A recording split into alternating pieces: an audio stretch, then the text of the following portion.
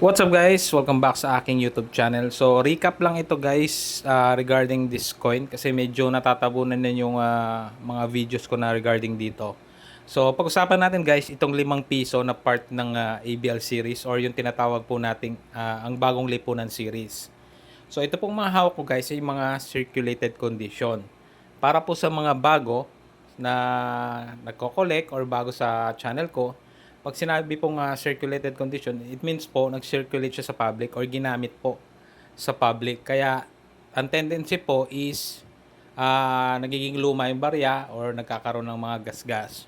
So pagdating po dito sa mga 5 piso na ito guys, sabi ko nga part siya ng ABL series which is from 1975 to 1982.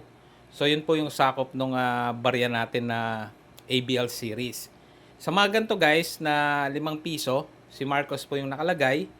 Tapos ang pinaka may mataas po na value dito sa mga ganitong circulated condition or uncirculated condition guys is yung 1977 po. So ang hanapin po ninyo is year 1977 kasi po sa 1975 hanggang 1982 yun po yung medyo mahirap hanapin. Kaya medyo mataas ng kaunti po yung presyo niya. Kasi po itong mga ganito guys, normally lalo na po yung mga common. Ang common kasi dito guys is 1975. So pagka yan po medyo hindi po talaga ganong binibili. Minsan po may mga nagbebenta na nga lang ng 10 pesos each pero wala pa rin pong bumibili. Yung iba naman guys, 1980, 81, tsaka 82. Minsan po may mga nagbebenta ng around 30 to 50 pesos. So depende na lang sa kondisyon. Pero po yung 1977 kasi guys, ay medyo mataas. Minsan po around 700 or 1,000 po binibenta ng mga nagba-buy and sell. So yun po yung hanapin ninyo, year 1977. So ulitin ko po guys ABL series po ito from year 1975 hanggang 1982.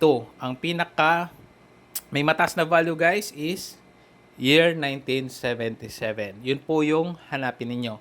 Pagdating naman sa presyo guys, yun nga, minsan may 700, 1,000. So, pagka mas maganda po, syempre medyo mas mataas. Pero, expect nyo po guys, sa mga buy and sell kasi syempre, kailangan po nila mag-profit. Halimbawa po, ibebenta po nila ng around 1,000, sabihin na natin. So, most probably guys, kukuhanin po sa inyo ng medyo mababa para magkaroon po sila ng profit, no? Doon sa coin na yon. So, yun lang guys. Ni-recap ko lang or ni-refresh ko lang kayo and binigyan ko kayo ng information lalo sa mga bagong makakapanood dito sa aking channel. So, yun lang guys. Maraming salamat sa panonood.